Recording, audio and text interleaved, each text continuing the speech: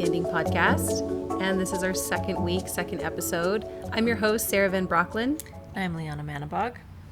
And, we're going to jump into another terrifying case. So, what did you find for me this week? Well, the sources are from the LATimes.com, KOAT.com, LCSunNews.com, and Lullaby and Goodnight by D.T. Hughes. Nice, okay. So, should we get into it? Yes. Cool. All right, when I was in first grade, I had a classmate that shared my same love for animals. Like, I was obsessed with animals, and she was like this itty-bitty girl with light brown hair and a big smile. She lived down the street from me, and that summer, we spent our nights playing games like Kick the Can and Ghost in the Graveyard.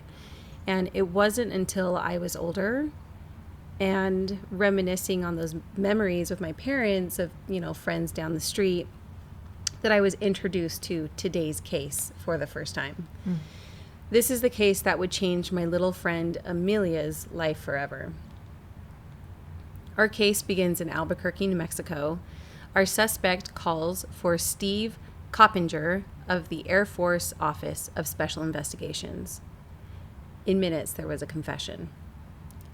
Within minutes, Coppinger, Albuquerque Detective Tom Craig, the suspect, and a medical personnel were driving east on Interstate 40, south on 14, and left onto the dirt roads of the Cibola National Forest in the direction indicated by our suspect. And I guess these are like canyon areas.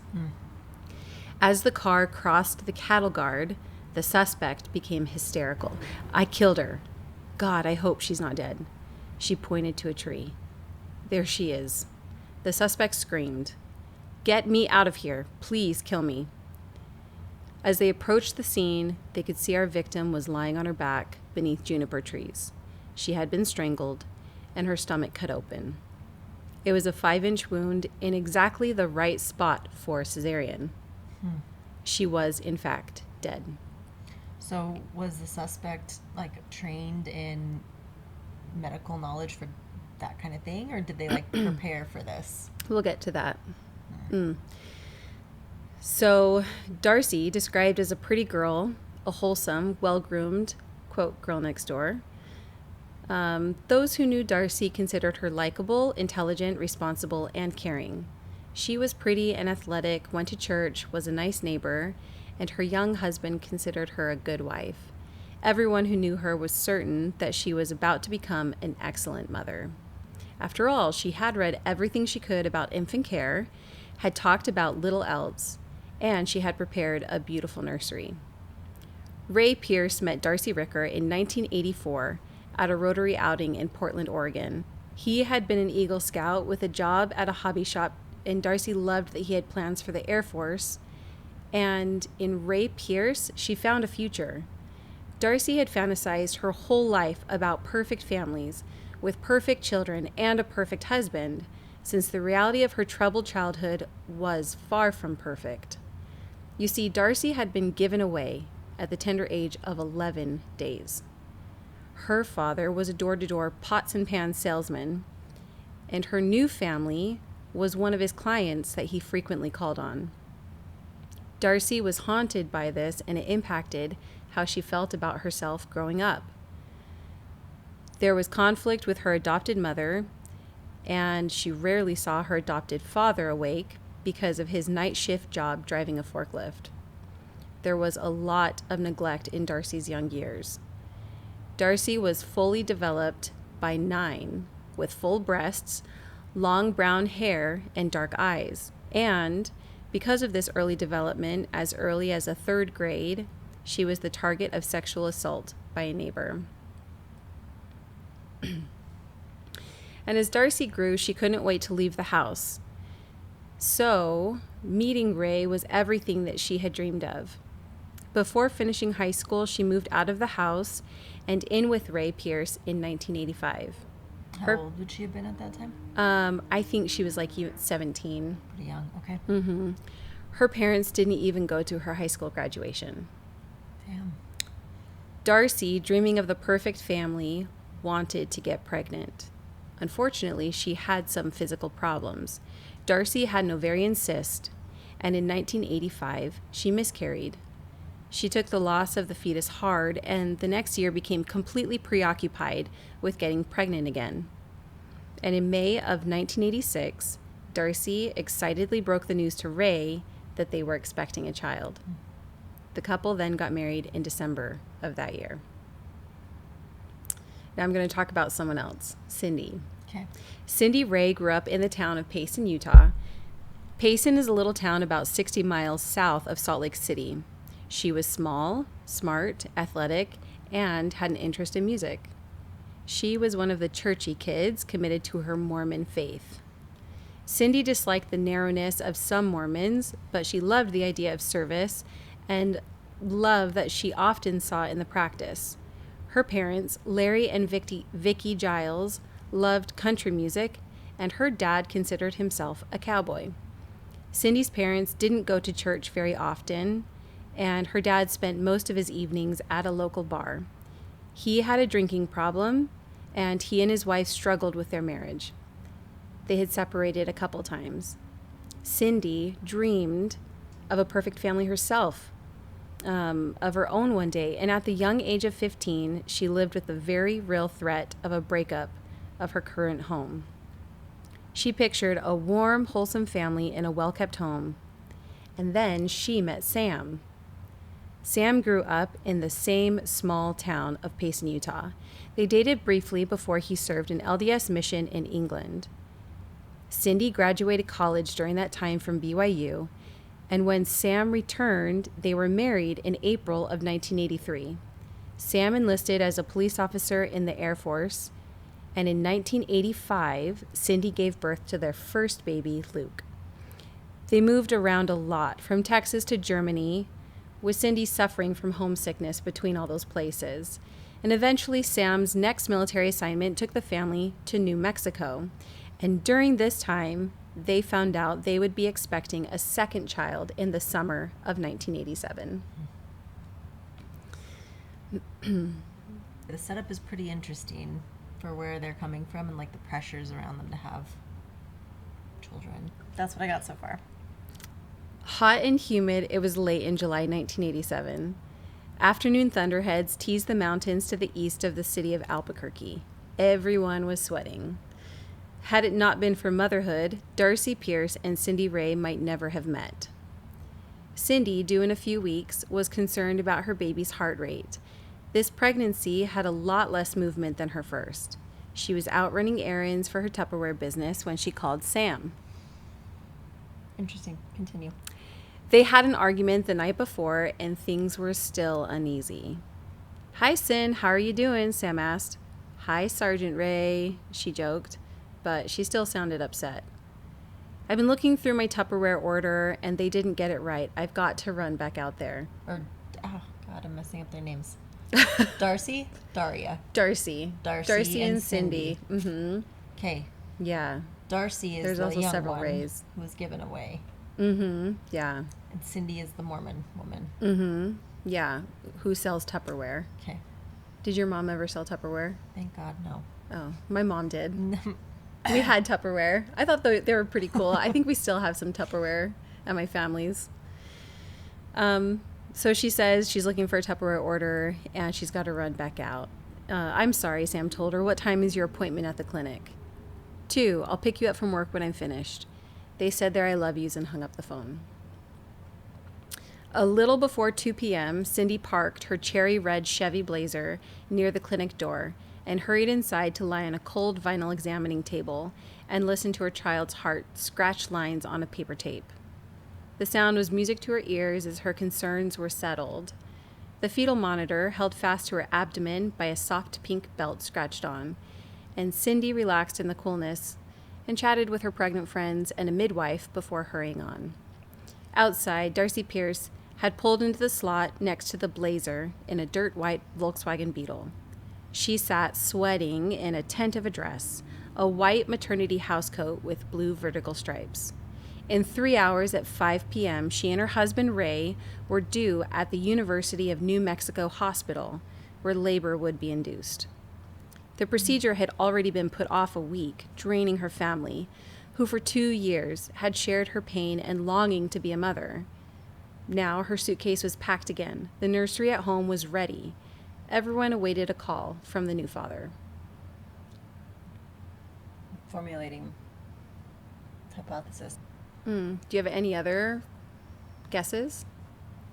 Not at this point. I'll let you know, though.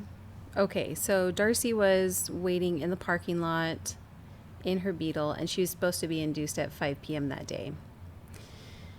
Fast forward only a few hours later, after sitting in that parking lot of the OBGYN clinic, and at 4:45 p.m., Darci arrived at the hospital with her newborn baby in tow.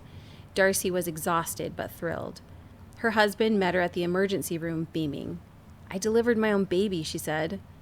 Her story was that she had gone into labor on Interstate 25 between Santa Fe and Albuquerque and given birth by the road, biting the umbilical cord. Jesus.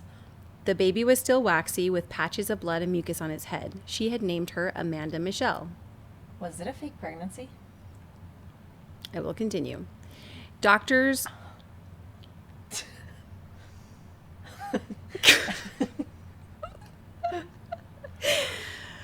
Doctors were worried about bleeding, and Darci was angry and short and wouldn't let them near. She wanted the baby checked, but refused to be examined herself. Totally a fake pregnancy. There was blood and mud from her thighs to her feet. She wanted to sign a waiver, get a birth certificate, and check out. Her husband wouldn't let her leave until she was examined. There was a nurse that noticed the baby's head was too round to have been born vaginally.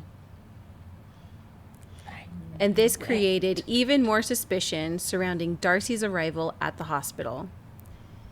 It was also at this time that Darci's husband noticed her necklace hanging broken and the Krugerrand, a keepsake from an exchange trip to South Africa, missing. So Darci had this necklace on her neck that they got on this trip, and it's called a Krugerrand. Do you know what that is? Krugerrands are South African gold coins minted in 1967, and they're pretty popular among gold investors today. So it contains, like, one coin contains 1 ounce of gold. Okay. And the price of a Krugerrand today is about $1,960.32 US dollars. Expensive necklace. Yeah, I think it was around $50 at the time that this was happening. But yeah, crazy. Ray slipped the chain off her neck. Notice it was broken. By now, doctors in the OBGYN section knew that the Pierce baby had not been born vaginally. The blood on Darci was in the wrong place. Dr. Susan Graham, the chief resident, said Darci looked like a woman 20 weeks pregnant with a nice little bulge in her abdomen, but it was not a uterus. It was soft. She had not given birth. So Darci then breaks down and admits that she had lied to keep her husband from knowing the baby wasn't his. Damn. Yep, no, she's lying still, though.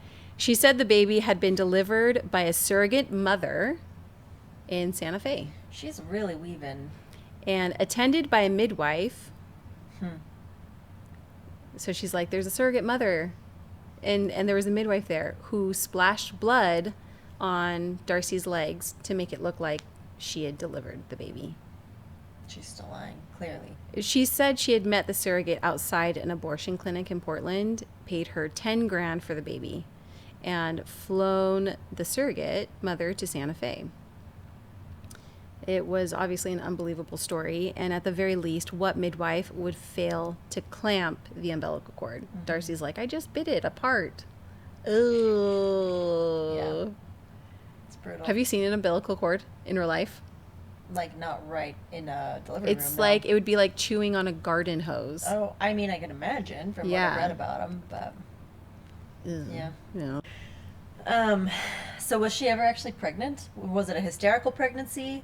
Like, not really pregnant, but she thought she was for a second? Was it a front the whole time?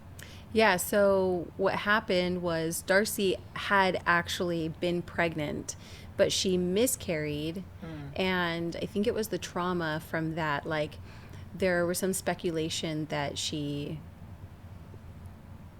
the speculation was like that she legitimately thought that she was pregnant. Like, she would continue to go back to doctors.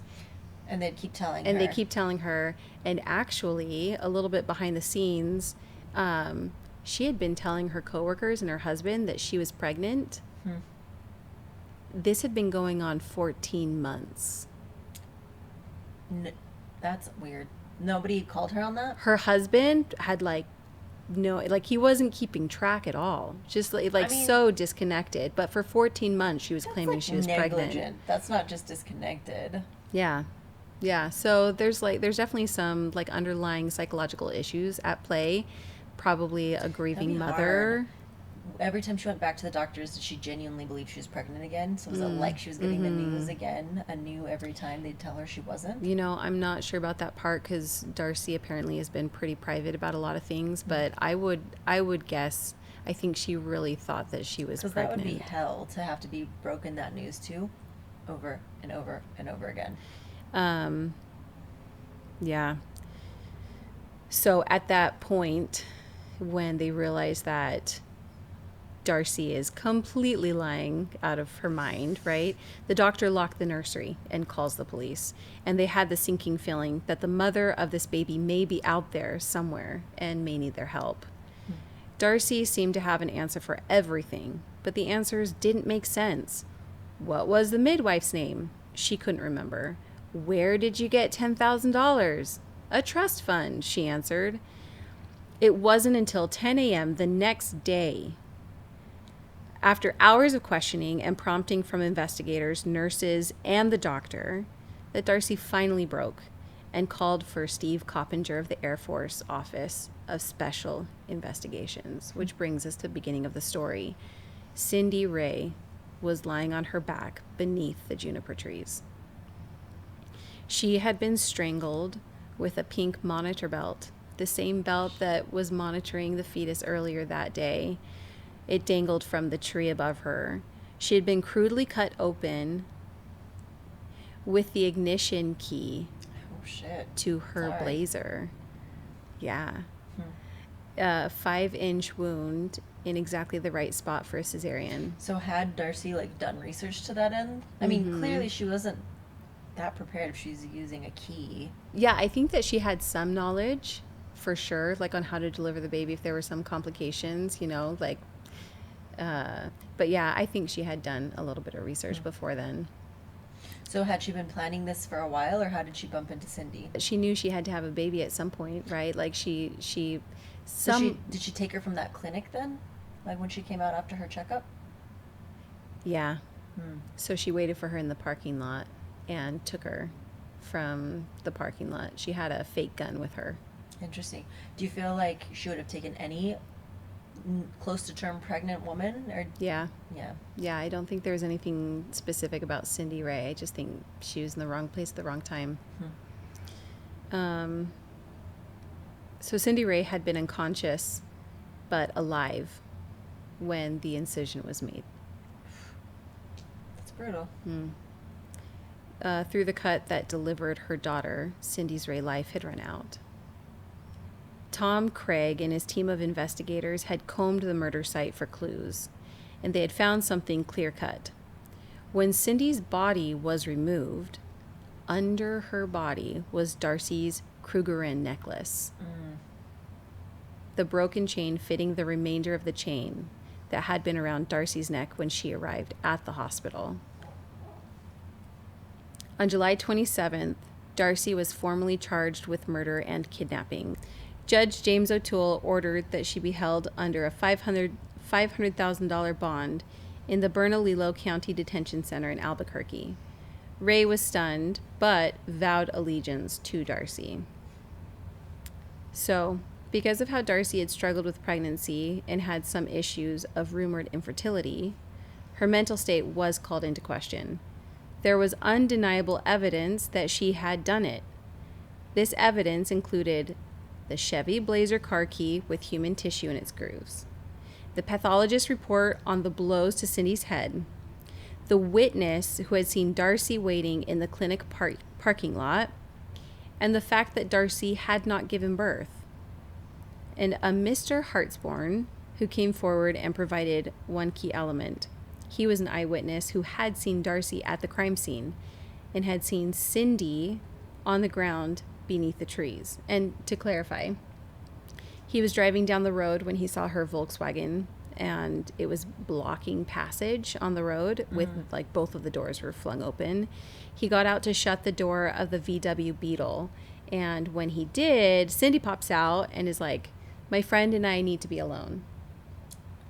And she kept like saying, "My friend and I need to be alone," like kept insisting and repeated herself several times. And so he's kind of like, "Oh, maybe she's with a man in the bushes," was his first thought.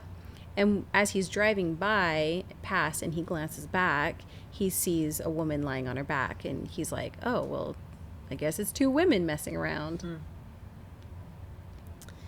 And everything corroborated the essential story that Darci told and filled in some of the blanks in her memory, which proved to be spotty. So it's hard to know right now because Darci did come in lying several times. But then it seems like her memory was pretty spotty, trying to figure out what happened. And in fact, Darci's story had a lot of holes in it, and it seemed like her psychological state was deeply troubled. This case would not hinge on whether Darci had taken Cindy's life. It would depend entirely on Darci's psychological state. Sure. So they knew that she did it, but like, was she mentally capable of doing this? So like last episode, basically, there was no doubt as to who the perpetrator was. It's just level of culpability to an extent. Yes. And so it'd be interesting because if you listen to last week's episode, it was a gruesome murder, and he was found mentally incapable of doing that, like not knowing right from wrong. And he ended up going to a mental hospital and was freed in under 10 years and has like complete freedom among society. Which is terrifying. Yeah, and there was like, the mother of the victim was trying to get some kind of law passed where they'd have to spend some time in prison for what they did. Yeah. And so this is like the other side of that. So we'll get to that. So they did a taped interview of Darci at this point in the interrogation, and she says, "I don't remember doing any of this. Really, I mean, it's like a nightmare that you have at night and you wake up from, and the boogeyman's not coming through your window, and there's not burglars walking around your house, and I'm expecting to wake up any minute here, It's like somebody slapped me or something, because it's still like, I didn't do this."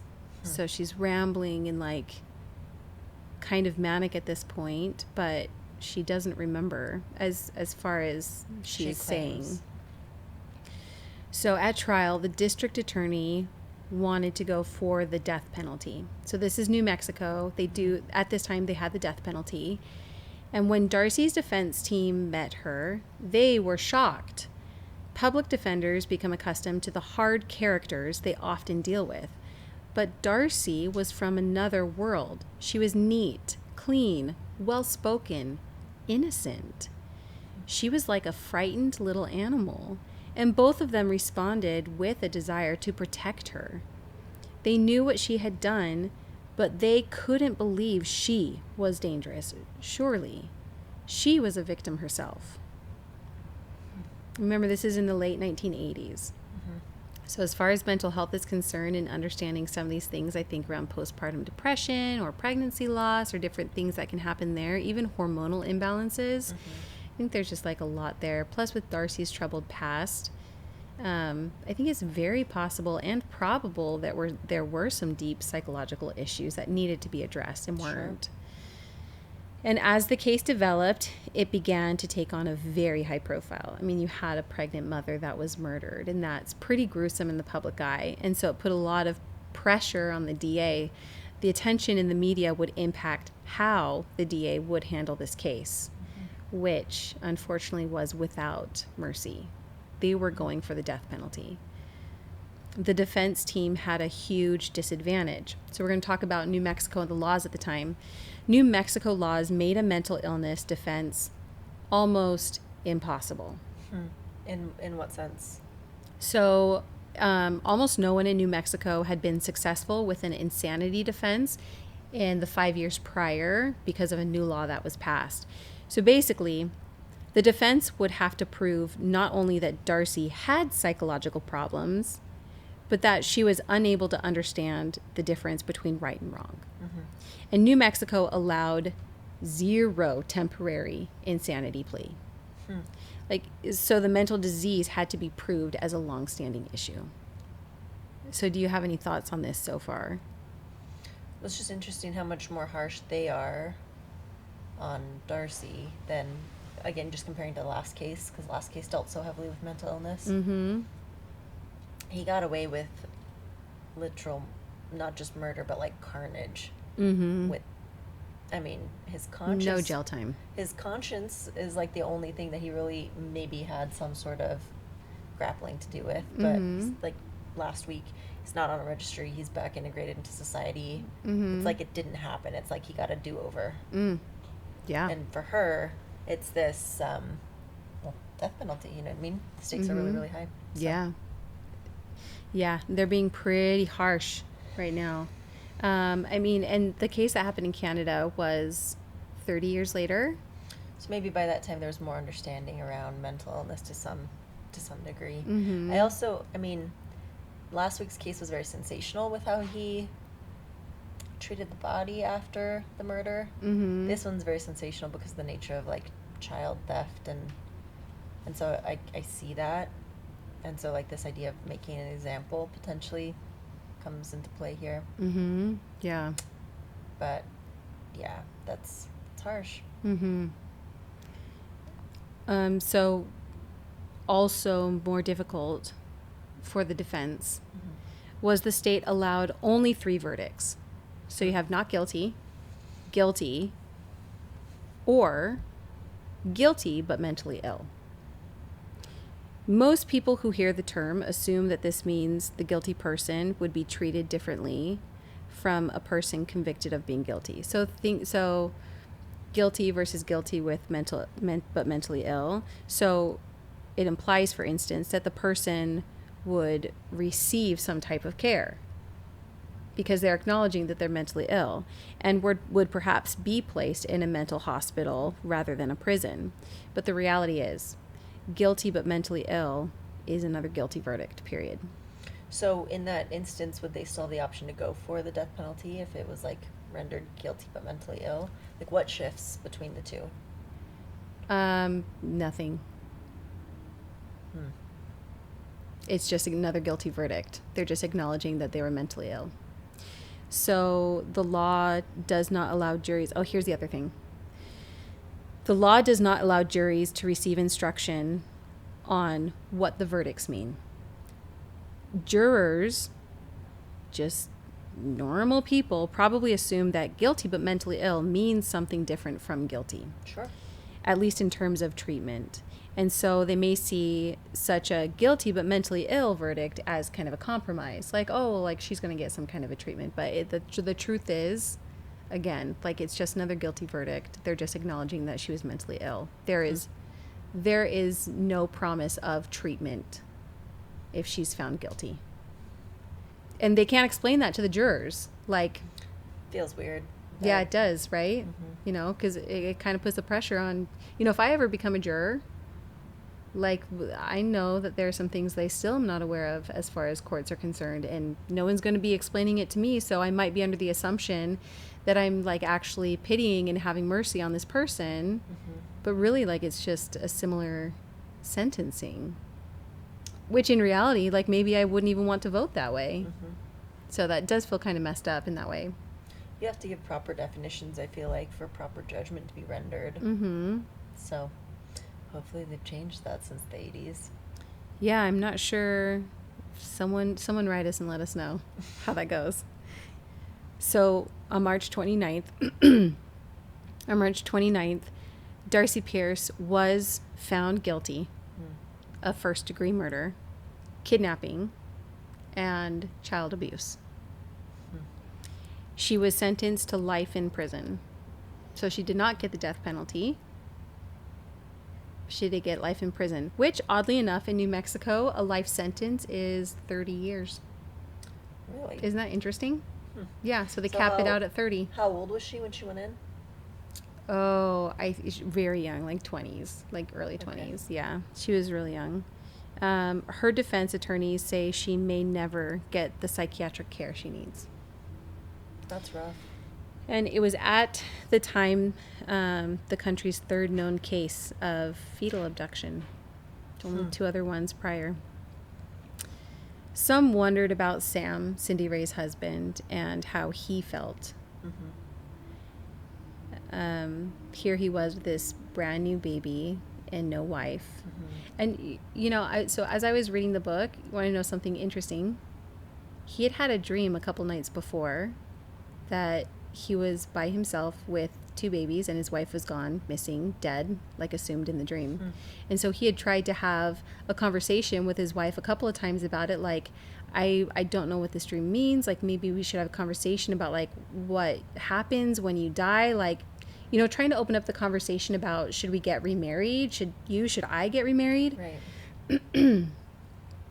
And that was what the argument was about, and that was what the tension was about whenever she called and talking about her Tupperware. Interesting. Yeah. So he had been trying to have that conversation. It was just a few days before she was murdered. Yeah, dreams are powerful. That's really odd. Yeah. So a lot of people wondered about how he felt at the end of this, and most everyone who heard the story was angered and disgusted because they portrayed Darci in a really negative light in the media. Sam would be the one that set the tone for all of this. Early reports stressed the idea that Darci was infertile and therefore desperate for a baby. Sam and Cindy had known a couple when they were in Germany, unable to have children. And Sam remembers the compassion that Cindy had felt for them, and he had felt great empathy for them himself. He could see how that kind of pain could lead to some sort of psychological obsession.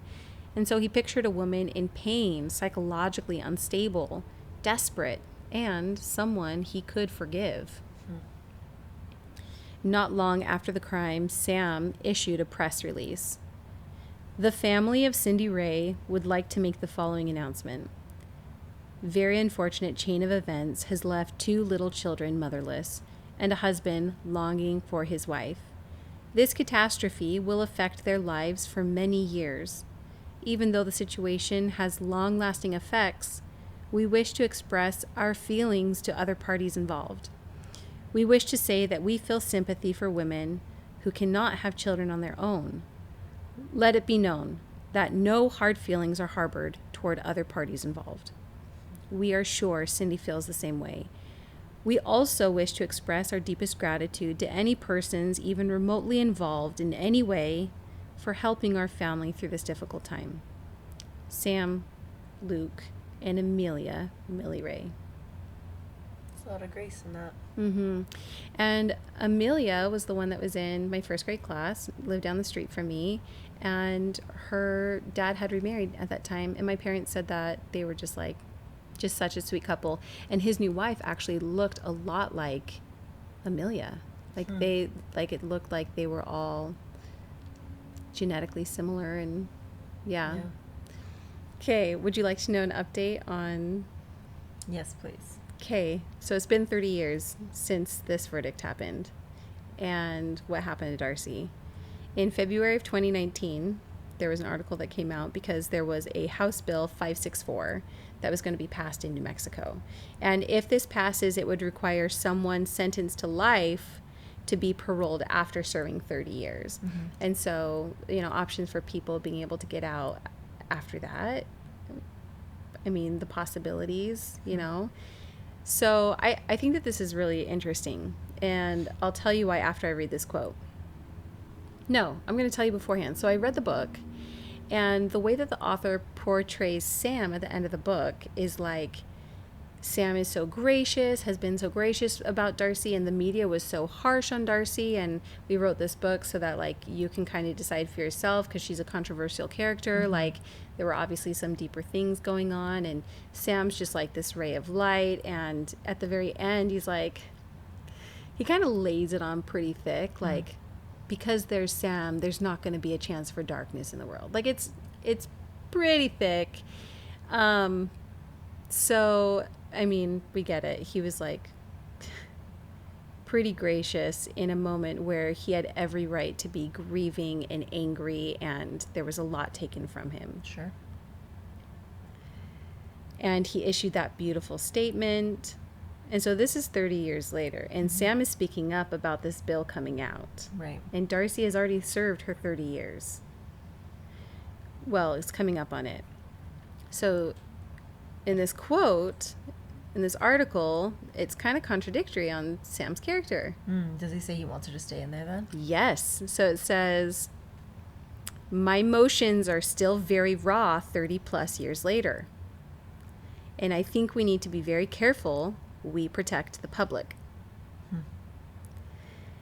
And while the parole board would still have to complete a risk assessment before releasing inmates, Ray is urging lawmakers not to change the parole considerations for violent convictions like murder. Which I do think is a valid consideration point. I mean, it's complex, right? The mental health issues. She would be in her 50s now, right? Yeah. So still not that old. No. And capable, potentially. If she didn't get psychological help. If she didn't get the psychological help. But also you don't want to, like, condemn somebody on potential just because you don't know where she's at. So I do think the assessment would be a thing. But that would be hard. It would be hard to try and figure out. Yeah, and then, you know, you put this against the case that we had last week and how completely unfair it is. Like, there's this mother that desperately needed some kind of help. She didn't get the mental help and assistance needed after her first miscarriage. That really should have been something that was monitored more closely, and I think that people can see more of the warning signs now. Yeah. Especially if there's something underlining, like maybe she had like borderline personality or something. But and this just like made it that much worse. Over, yeah. But he was able to receive some serious care. Like, go Canada. Well but done. then he didn't get any prison time, and she got 30 years, Yeah. and then here he is just being like, nah, keep her in there longer. So the next month, March of 2019, the article passed. Oh, really? And it will enact important reforms to the state's probation and parole system, ensuring that it focuses on the individual needs of all offenders, responds accordingly, and ultimately makes all New Mexicans safer. Which ultimately, I do feel like that should be the goal of, like...